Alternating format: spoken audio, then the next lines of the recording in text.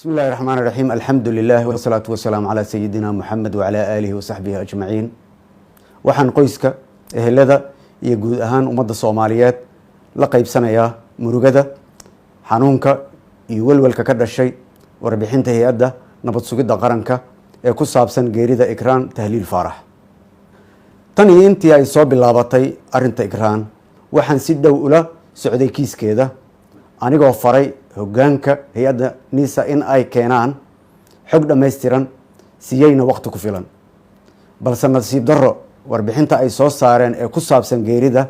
Ikraan ma ahan mid lagu qanci karo oo wadata cadeymo ku filan ama ka jawaabaysa su'aalaha muhiimka ah ee ku saabsan kiiska Ikraan waxaan la socdaa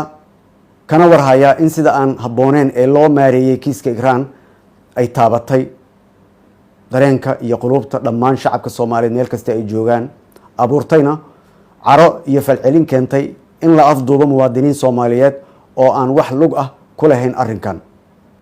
haddaba aniga oo ka duulaya arrinkan waxa ummadda Soomaaliyeed u cadeynaya in xukuumadda federaalka Soomaaliya uu waajib dastuuri ah ka saaran yahay ilaalinta xuquuqda aasaasiga ah ee muwaadinka Soomaaliyeed ee ku cad qodobada 10aad 15aad 33aad ee dastuurka kumeel gaarka ah ee Jamhuuriyadda Federaalka Soomaaliya haddaba anigoo ka jawaabaya cabashooyinka qoyska Ikraan iyo dhammaan shacabka Soomaaliyeed meel kasta ay joogaan tixgelinaya duruufaha uu dalka ku jiro iyo mas'uuliyadda isaaran Allah subhanahu wa ta'ala hortiisa waxaan u cadeynayaa qoyska Ikraan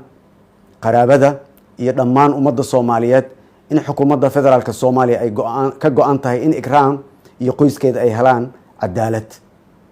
sidaa darteed waxaan farayaa agaasimaha hay'adda nabad sugidda qaranka inuu muddo 48 saacadood gudaheeda ah uu ku soo gudbiyo warbixin dhameystiran ee ku saabsan kiiska Ikraan Tahliil Faarax waxaan shacabka la socodsiinayaa in marka ay soo dhameystiranto xogta aan u baahanahay aan ka qaadan doono